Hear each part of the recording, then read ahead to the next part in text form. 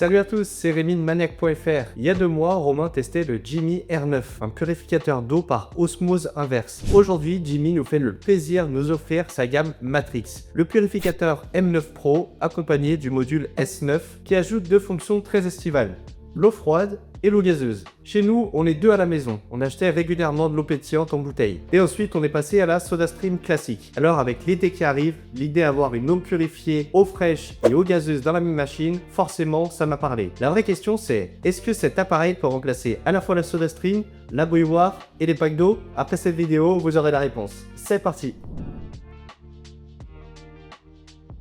Comme je le disais, Romain a déjà testé le R9 et il l'utilise d'ailleurs toujours aujourd'hui. Sa vidéo est en description, je vous conseille de la regarder parce que je vais y faire référence plusieurs fois. De l'autre côté, commençons par la base, le M9 Pro. C'est le purificateur d'eau à poser, sans aucune installation, pas de plomberie, pas de perçage. Tu le poses sur le plan de travail, tu le branches, tu remplis le réservoir.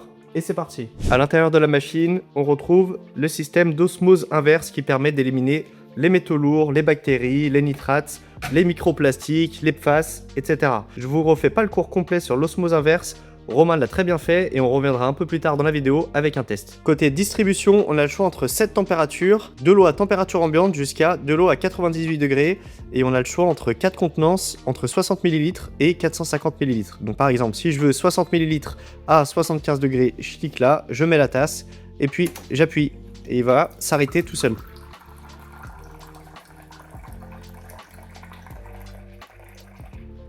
Rien de plus simple. Et si j'appuie ici sans présélectionner préalablement de mode, et ben en fait on va avoir de l'eau à température ambiante jusqu'à ce qu'on rappuie sur la gâchette. Lorsque c'est bleu ici, c'est que l'eau est à température ambiante, et lorsque je sélectionne de l'eau chaude, la couleur sera rouge. Alors c'est bien beau tout ça, mais qu'est-ce que ça change par rapport au R9 que Romain a testé? 2 choses principalement. D'abord, on n'a plus les pichets en triton. Le M9 intègre un réservoir d'eau propre directement dans la station qui se situe juste ici. Donc c'est un réservoir tampon. Il a une contenance d'1 litre. J'ai posé la question directement à Jimmy, à quoi ça servait ce réservoir? Et donc en fait c'est pour garantir un débit rapide et stable parce qu'une filtration en temps réel serait trop lente. Et un petit détail intéressant, même quand ce réservoir est vide, l'eau continue de couler, le système filtre alors en direct juste un peu plus lentement. Et puis la principale nouveauté, c'est que la gamme Matrix est modulaire. Le M9 Pro, ici, c'est l'unité centrale. Et ensuite, on peut y connecter des modules. Donc ici, c'est le S9 pour l'eau froide et l'eau pétillante. Et il y a un autre module, le i9, pour les glaçons. Tu achètes que ce qui te sert et tu peux faire évoluer ton installation plus tard. Venons-en au module qui m'intéressait le plus, le S9. Il se connecte sur le côté gauche du M9 Pro. L'ensemble garde un encombrement quand même d'une grosse machine à café à grains. À l'intérieur, on a un système de refroidissement par semi-conducteur avec un réservoir d'eau froide de 750 ml qui garde l'eau à 10 degrés. Et pour la gasification, il faudra mettre une bouteille de gaz type SodaStream. L'installation est toute simple. Donc quand vous recevrez la machine, vous n'aurez pas la bouteille dessus. Important, donc elle n'est pas fournie. Il faudra prendre bien une bouteille à visser et non pas une bouteille à clipser. Pour le moment, c'est pas compatible, mais Jimmy me dit qu'il travaille dessus pour le rendre compatible, justement. Il faudra venir visser la bouteille, l'insérer dans le module. Et voilà. C'est tout simple. Une cartouche environ, ça couvre 60 litres d'eau gazeuse, en fonction de comment vous chargez l'eau en gaz. Dans la boîte du S9, on trouve aussi 2 bouteilles en triton graduées, du contenance d'environ 700 ml. Donc là c'est indiqué le niveau max 500 ml, c'est pour pouvoir la remplir avec du gaz. On a un support en inox. Donc voilà, le format assez compact. C'est pratique pour l'emmener à la salle de sport par exemple. Et je vais vous montrer comment on le remplit d'eau fraîche. Il suffit de la positionner ici, d'appuyer sur l'écran tactile et d'attendre qu'elle se remplisse. Je vais vous montrer en combien de temps elle se remplit. Je vous le mettrai à l'écran.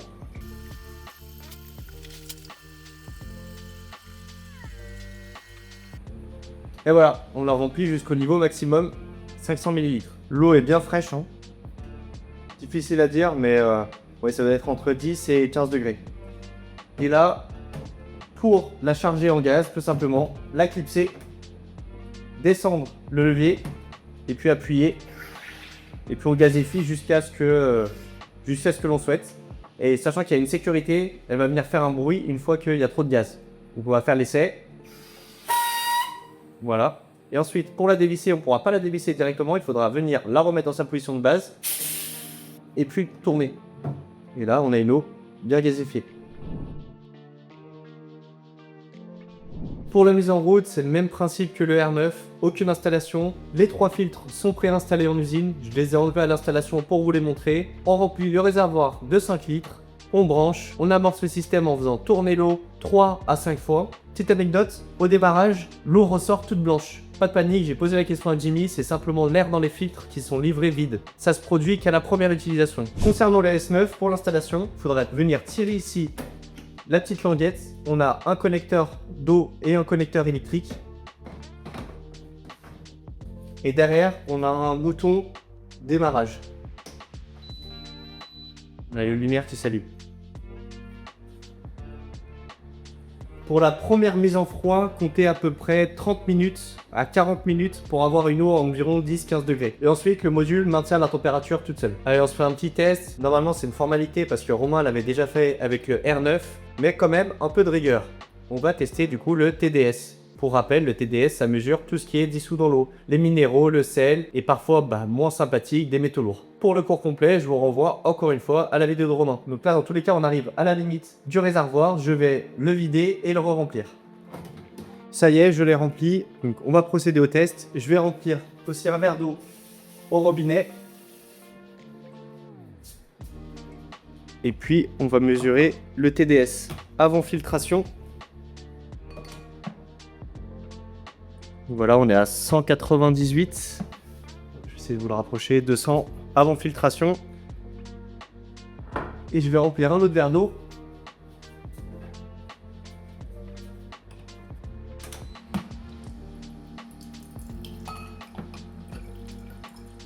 On est à environ 5 TDS dans le verre, 3 TDS sur la machine Jimmy. En tout cas, en termes de filtration, encore une fois, il tient ses promesses. Côté entretien, rien de compliqué.